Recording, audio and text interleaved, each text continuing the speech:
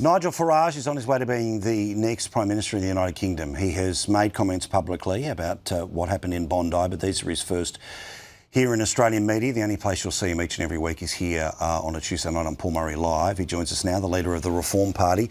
Nigel, Australia is now added to the list of these sorts of terrorist attacks. Your response to what's happened in Bondi and 15 souls taken? I was horrified, but not in the least bit surprised.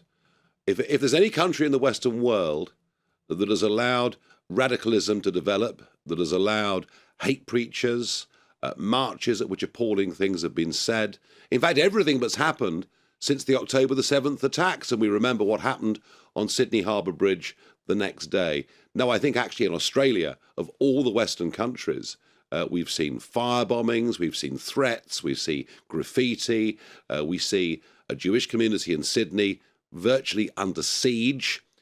So if there was any country in which it was going to happen, I'm sorry to say that Australia was top of the list. And you add to that the completely unnecessary recognition of a Palestinian state, whatever that is supposed to mean at this moment in time. And you have an Australian Prime Minister saying this was an attack on all Australians. No, it wasn't. Absolutely not. This was a specific, motivated attack against the Australian Jewish community. That is what it's all about. And from what I can see, the authorities in Australia have done very, very little over the last 2 years to stop the growth of really radical, dangerous extremism. And I don't say any of that from a position of complacency. It just appears to me the catalogue of events that led up to this are worse in Australia than any other Western country. I've spent some time talking tonight about the Prime Minister. One of the refrains that he is using in many an appearance is about the need to keep the community together, as if somehow it's being torn apart by those of us who want to point out what's going on here. That's just not true. It's, as younger people would say, it's gaslighting, it's lying, it's BSing here. The truth is that, yes, weapons involved, part of the picture. Thankfully, Australia has a different attitude to that than other parts of the world. But radical Islam, and being direct about it, and having, frankly, a rage inside you that seems to be just completely lacking from our Prime Minister. Again, I don't want him to pretend to go off and pretend that he's going to be Rambo and kick indoors personally, but he doesn't even seem as focused in his rage as you would think the leader of a country that has been abused like this would. Extremism is allowed to flourish if the law is not applied equally. And this is the point. You know, the Prime Minister can talk about communities and community cohesion, but one community, or at least the extreme elements of one community, are being allowed to say and do things that no other community in Australia would be allowed to do. You know, if a vicar at a local church in Sydney this weekend advocates hatred and violence, you know what? He'll be arrested in short order. And yet that has been happening. We've got absolute evidence of mosques in Australia where the most repulsive things, insightful things have been said. So my message to your Prime Minister is that only if you apply the law equally to every single religious and ethnic group will you even begin to get a handle on this problem. We saw, the madness that has been in little examples, right? And again, it's not a direct line, but again, it's the message being sent about acceptable and unacceptable behaviours, right? About, people have a right to protest, but the idea that, they can just go wherever they want in that protest because the fear is if we get in the way, then somehow someone's going to start kicking a door in. Well, what message does that begin to send about who, frankly, are the good guys and the bad guys in the conflict du jour, politics issue du jour?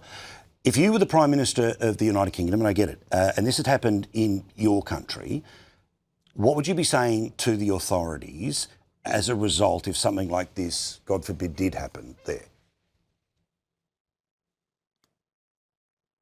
Well, I'd say that marches that happen either in Melbourne or in Birmingham, UK, marches at which people leading the marches are able, through loud hailers, to call for global intifada, to cry out the chant from the river to the sea.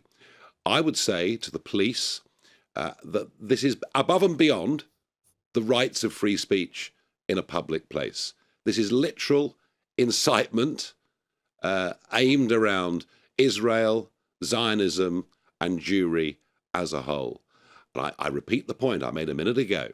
You know, if any other ethnic group was to go out and chant slogans that would basically talk about the eradication of another ethnic group, it wouldn't be allowed.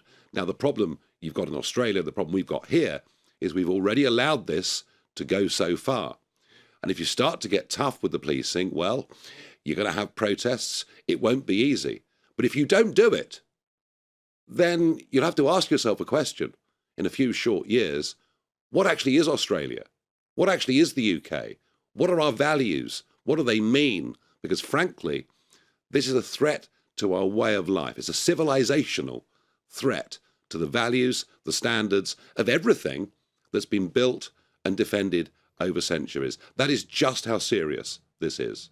And finally, how important is it that the leaders of the faith come out and are absolute about the right for Jews to freely move amongst the society and to be able to have their religious observances? Again, nobody's suggesting that, you know, an entire faith and therefore its representatives have to speak on the behalf of these nutters. We all know that, but if I don't say that, people will think that we're having a conversation we're not having. But how important is it that the mainstream turns around and shows that part of the mainstream is the existence of the people who are the complete opposite of you?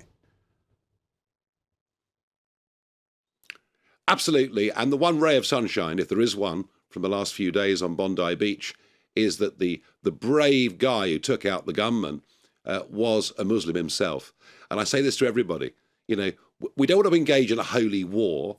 The vast majority of Muslim people living in Britain, living in Australia, are very, very decent, integrated people. Their kids play with our kids. They want to get on and live good lives. But there's this extreme element of Islam that's been able to develop. And I would just draw this last point, if I may. Please.